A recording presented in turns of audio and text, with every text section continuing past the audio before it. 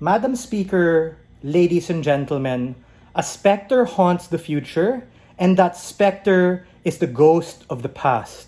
The people in the past who died, the people in the past whose legacy was left for granted and forgotten, even if they meant well, and even if they thought that these things would do good, because that's what those people would have wanted. The point in which you forget and silence these individuals is the point in which all of their fathers and fathers' fathers die in vain, and as a consequence, you justify years of slavery, genocide, and neo-colonialism at the point in which you ironically become just as bad as those people in power who did those atrocities in the first place. The arc of justice is bending too slowly, and you ultimately break the barrier of justice at the point in which you forward the narrative of forgetfulness. A few strategic observations of the round thus far.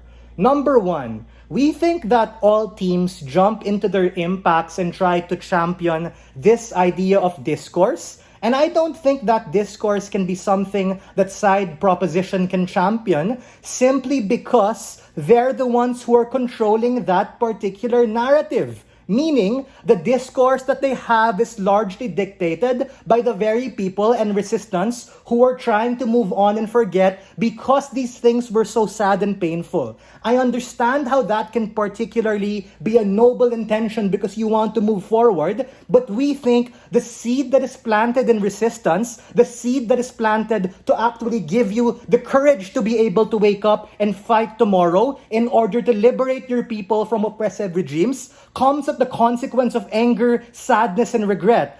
As a consequence, believing that you actually have to do something in order to not make the people who died before you in vain, even if it's difficult. And we think their side makes a very dangerous assumption that these people are willing to forget in the first place. I think those people who are so fucked up to the point that they're willing to forget are an outlier rather than the rule, and these are the very people who need to be made cognizant of the reality. Side government gaslights these individuals and tells them, hindi, okay lang yan, let's just move on from martial law, let's move on from the apartheid. Ladies and gentlemen, the point in which you do that, you become just as bad as the very neo-colonialist individuals who tried to plant those seeds of dissent in the first place, to the point that they had to be able to raise arms in order to be able to fight back. Let's take this farther than our opening, because our opening champions this idea of discourse, and they have a scattershot of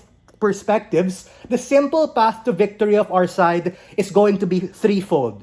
The first is, I'm going to examine why do we have culture in the first place, and what exactly is the opportunity cost of forgetfulness as opposed to remembering. And second, I'm going to be able to mechanistically proven way what exactly this idea of remembering does and how it's not going to be outcome or path dependent than what side government tells you, wherein they say it's fine and dandy, but the reality is far from it. First idea, why do we have culture? Ladies and gentlemen, why do we essentially have books? Why do we have literature? Why do we study particular things? Heck, why do we even debate? It's because the past plays a very important role in the present, which ultimately leads us to be able to actually have a future. The point in which you try and silence the past at the point in which those particular people who've died may not consent to it, and the very people right now are so gaslit and traumatized to the point that they think it's fine, is exactly where you do the future a disservice and you rob them the agency and capacity to understand and exercise their own identity, which comes as a fucking consequence of knowing your culture.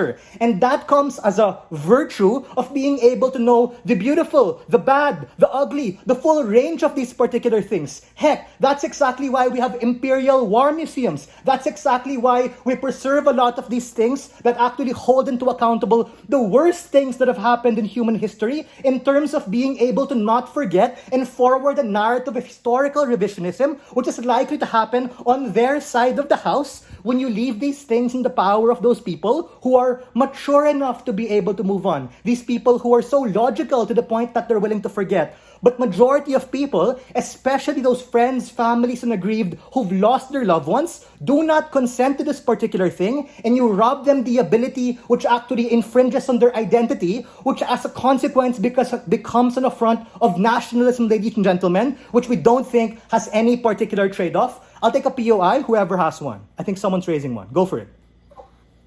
One, we already pointed this out. Even if you remember, we questioned to what extent is a memory going to be weaponized by politically dominant parties. But then two, this is a truth debate, so we don't assume that the states are corrupt because this isn't a debate. We ask if it's principally valid for a state to instill forgetting as a tactic to shift. Bro, I think it's pretty fucked up that these political crimes actually happen, don't you think? Meaning these people in power you're trying to forget are the very people who we want to stop from doing their particular acts of genocide. And we think, on your side, you call it truth, but we call BS on that. What is truth if it's not a full picture of what's really happening in the attempt to be able to move on so quickly? I understand what you're trying to say. You're trying to champion this idea of being able to be productive. You're trying to champion this idea of being able to accept these particular things and not get lost in the truth spiral of what really happens. But ladies and gentlemen, we're willing to get lost in the sauce. We're very much willing to be able to go time and time again into the sadness and into this darkness in order to truly understand what really happened so that people in the present can actually make a truly informed decision of what happens in the future.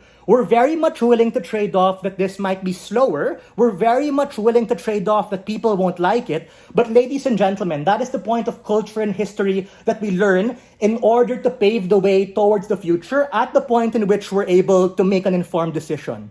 Ultimately, you have to ask as an average reasonable person, to what extent is there an objective truth and what exactly is the opportunity cost of forgetting, which we think is likely to be worse on their side at the point in which you make a decision for these very people who've died, by the way, who may not necessarily consent to it. Because what is the point of legacy? What is the point of bloodshed? What is the point of sacrifice and death if the very people you've died for leave you on the wayside in order to be able to forget? We raise our banner and flag and say that these people shouldn't die in vain. We are very proud to stand on side negative.